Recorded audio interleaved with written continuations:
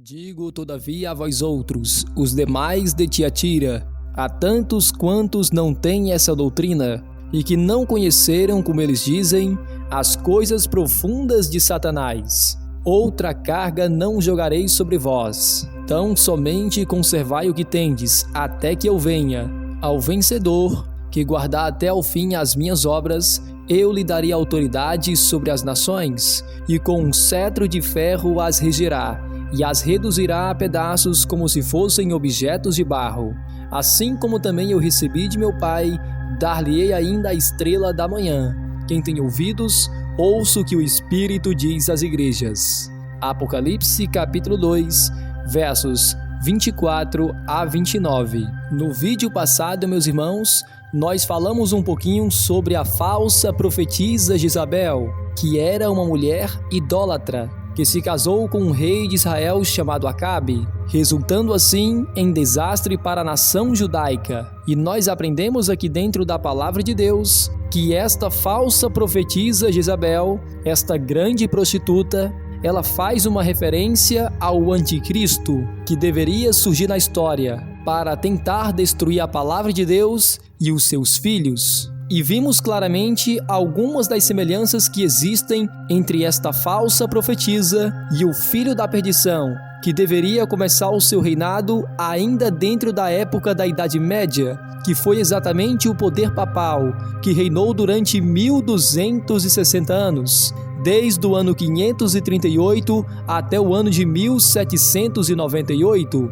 E a primeira semelhança que existe entre esta falsa profetisa e o poder papal é que esta mulher chamada Jezabel, ela conseguiu unir o paganismo com um judaísmo obsoleto, e foi exatamente isso que o papado fez na época da Idade Média, pois este poder, meus irmãos, ele conseguiu unir o cristianismo com o paganismo, que eram exatamente doutrinas humanas, que não está presente na palavra de Deus. A mentira misturada com a verdade. E meu irmão, se você for novo por aqui no nosso canal Revelaction, não deixe de se inscrever no canal e ative o sininho das notificações, para que você não perda nenhum conteúdo novo que nós lançarmos aqui dentro do canal Revelaction. A segunda grande semelhança, meus irmãos, é que esta Jezabel, ela é descrita como sendo uma mulher que se diz profetiza, e também como encarregada de ser mestre dos servos do Senhor.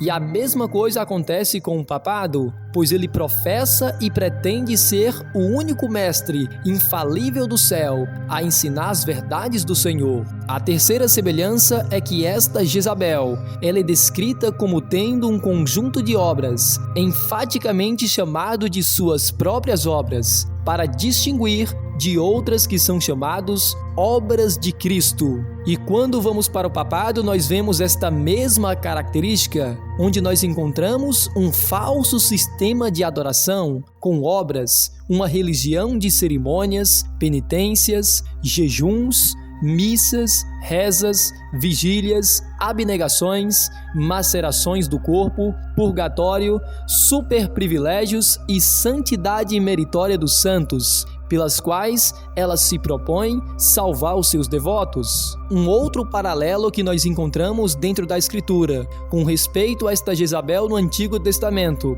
e a Jezabel que aparece na profecia do Apocalipse, é que esta Jezabel do Antigo Testamento era uma mulher prostituta, era uma mulher adúltera, e o papado, meus amados, acima de tudo, uma das suas principais características é adulterar a palavra de Deus. E ele se prostitui com os reis e potestades da terra, fazendo o que lhes agrada para conservá-los sob sua direção e ensinar o povo de Deus a submeter-se e aceitar as formalidades mundanas como meios de se obter a vitória cristã. Uma outra semelhança, meus irmãos, é que esta mulher, Jezabel, ela foi uma perseguidora e matadora dos profetas e das testemunhas de Jesus. E quando vamos para a história, falando agora com respeito ao papado, na época da Idade Média, nós vemos claramente a crueldade, a severidade mostrada contra aqueles que se levantaram contra suas ímpias pretensões. O que mais distingue o papado são as torturas públicas e secretas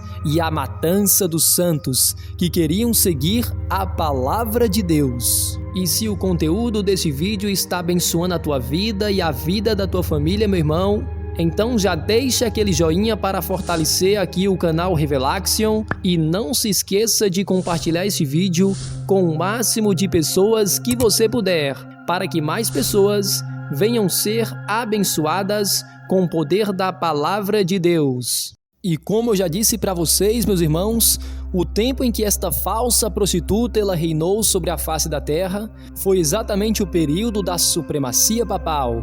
E isto ocorreu na história a partir do ano 538 até o ano de 1798. Este foi necessariamente o período mais corrupto da história. De acordo com os historiadores, esta época foi chamada a Época da Idade Escura, que é exatamente a fase que se seguiu o período de Pérgamo, que vai do ano 313 até o ano 538 depois de Cristo. No período da Igreja de Pérgamo, a Igreja ainda não estava reinando sobre a terra, e sim os imperadores de Roma.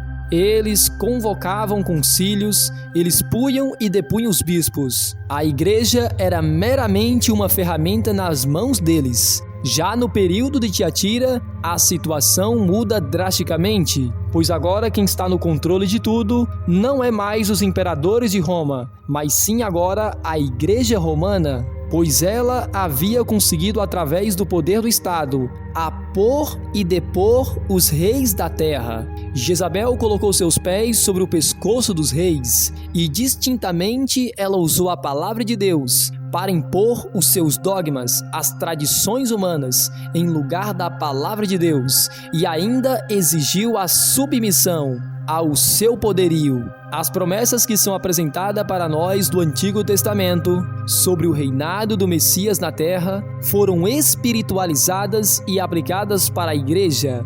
A história nos mostra, meus amados, quão trágico foi o reinado de terror da igreja na Idade Média, como é nos apresentado em Daniel capítulo 7, verso 25. Quando a palavra de Deus ela nos diz que os santos do Altíssimo, eles foram perseguidos, massacrados e mortos por 3 anos e meio proféticos, que é o que vale exatamente a um período de 1260 anos. Período este em que o sangue dos santos foi derramado a tal ponto de a profecia dizer que esta Babilônia, esta grande prostituta que está sentada sobre muitas águas, ela ficou embriagada com o sangue dos santos, como é nos mostrado em Apocalipse capítulo 17, verso 6. E no século 13º, meus irmãos, foi estabelecido o mais terrível de todos os estratagemas do papado, que foi a Santa Inquisição.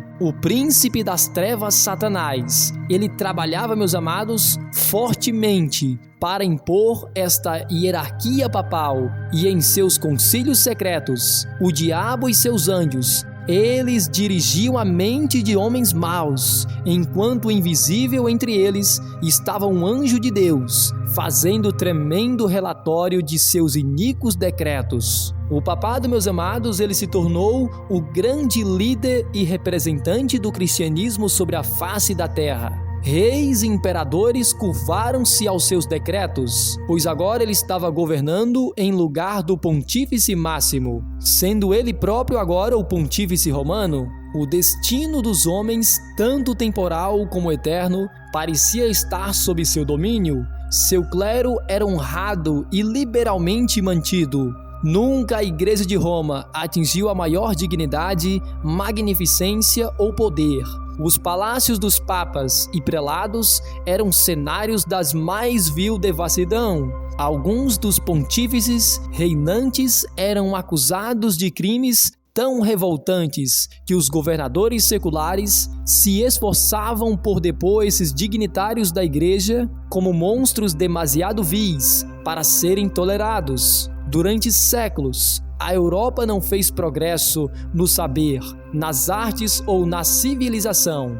Uma paralisia moral e intelectual caíra sobre a cristandade. Toda essa história vai se repetir novamente, meus irmãos. Só que agora, na época dos últimos dias, como é nos apresentado em Apocalipse capítulo 13, onde nós encontramos dois poderes, um poder que emerge do mar e um outro poder que emerge da terra. E foi dentro deste período também, meus amados, que aconteceu o grande massacre da noite de São Bartolomeu. E este grande massacre, meus irmãos, começou a partir do dia 22 de agosto do ano de 1572, onde nós temos esse diabólico morticínio contra os filhos de Deus que foram os reformadores, que surgiram ali na época da Idade Média, como luzes da aurora. Neste massacre, meus amados, milhares de protestantes que dormiam tranquilamente em suas casas, confiando na honra empenhada de seu rei,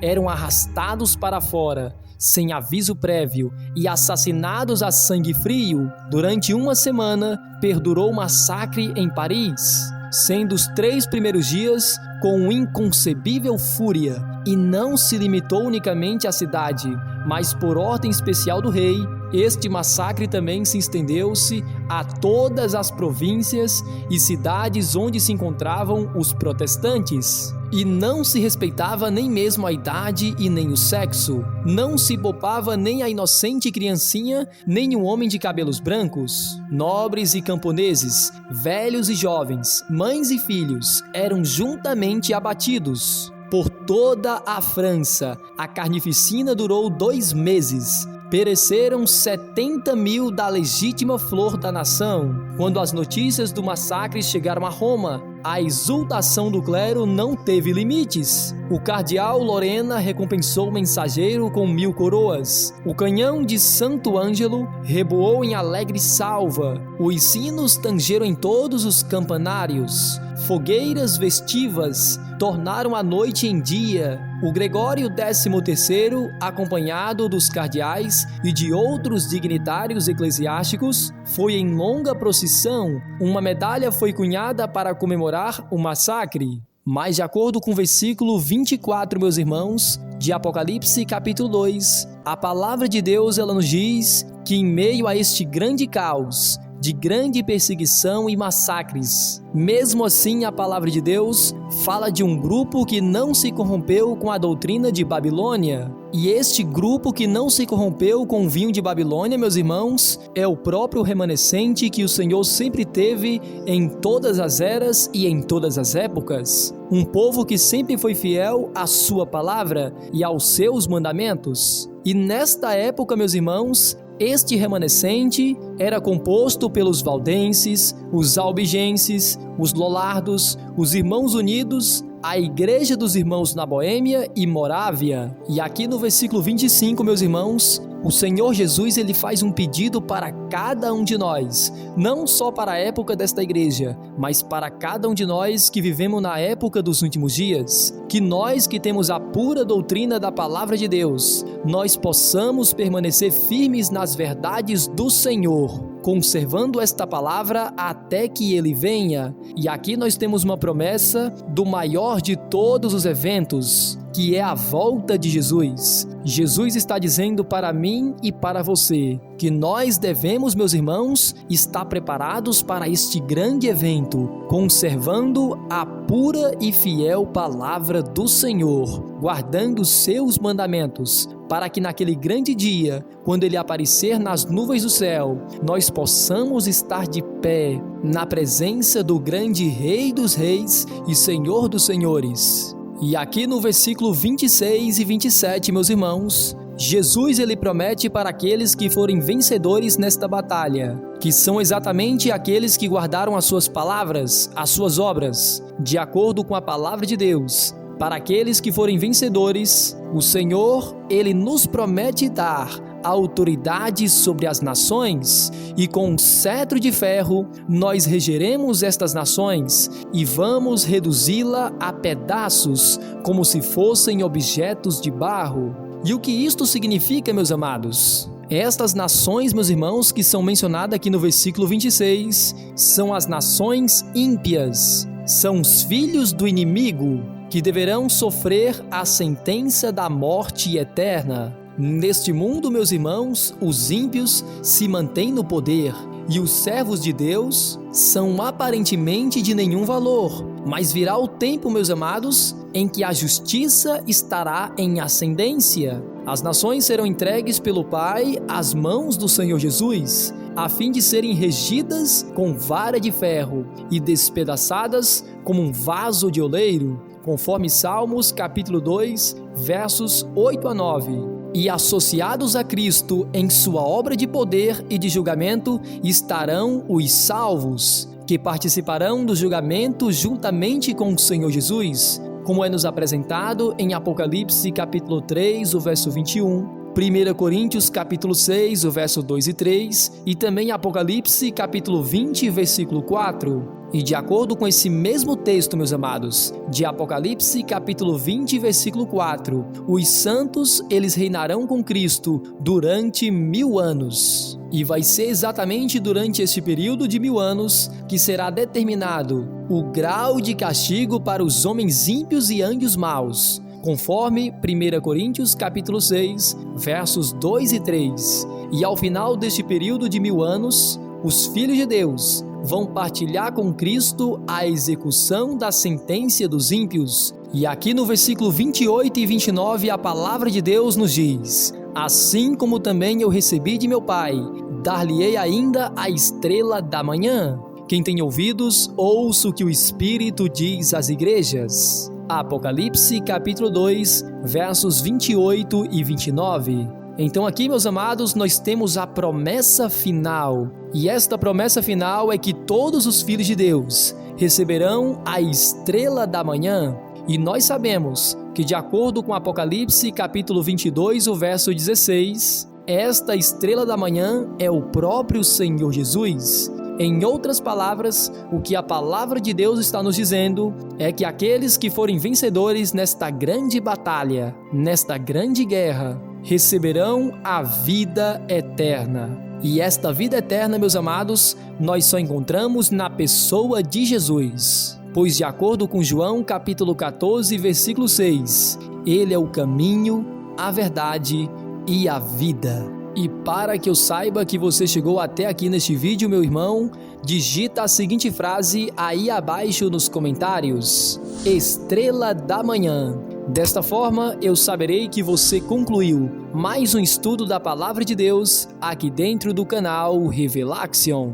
E se o seu desejo é entender mais sobre as profecias contidas na Palavra do Senhor, então clica aqui neste vídeo que vai aparecer logo aqui nesta tela e você terá a oportunidade de aprender as profecias do Apocalipse verso por verso desde o início até aqui. Então, deixado este recado para você, meu amado, fique na santa paz do Senhor Jesus e até ao próximo vídeo aqui do canal Revelaction.